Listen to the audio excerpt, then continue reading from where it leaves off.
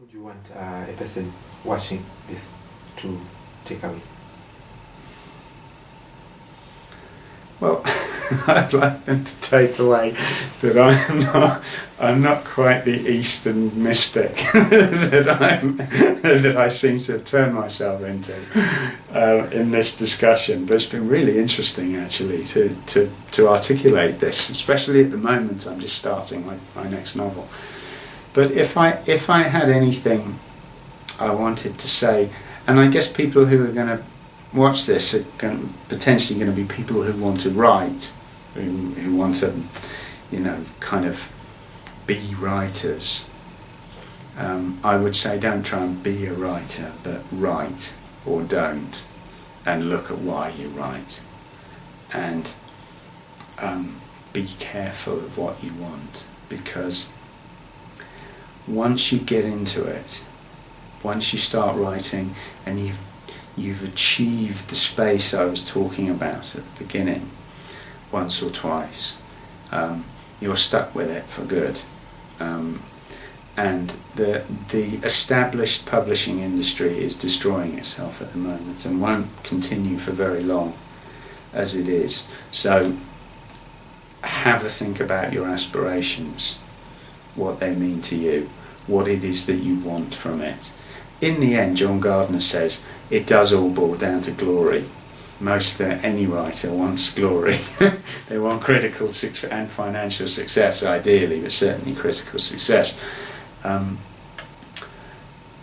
Most writers, most student writers, most writers I've ever met haven't got a lot to say.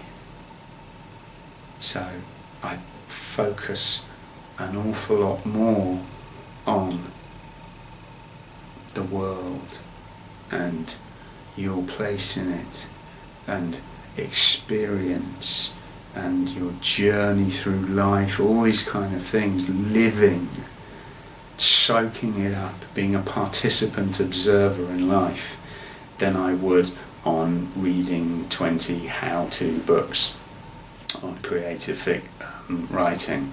I've got a whole piles of them here. They're all so much bullshit, really. They're fine for a second draft or a third draft. Great. Oh dear, I need to edit this and make it better. That's fine. If you want to be a writer, you have to fill yourself with life. That's the only way. Not fill yourself full of some fantasy of what being a writer is. And for those people who are neither this nor that, or who think they are not this, and who also think they are not that, like the main character in your novel, what would you tell them? Be both. Be all of them. Accept the multiplicity.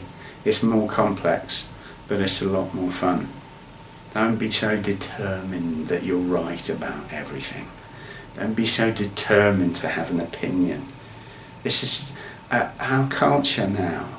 I'm talking about our culture here now, television culture, you might call it. It's so determined that everyone should have an opinion. And of course that opinion should be able to be stated in 90 seconds in a soundbite length of time, as Noam Chomsky makes the point so well. If you haven't got an opinion about something, lean back, laugh, love the fact that you have no opinion on something. Be wrong, go down in flames, laugh when you do. Don't be afraid to not know. Don't be afraid to be wrong one day and right the next day. Let it flow, let yourself flow, be fortune's fool. God knows it's more fun. Thank you very much. My pleasure.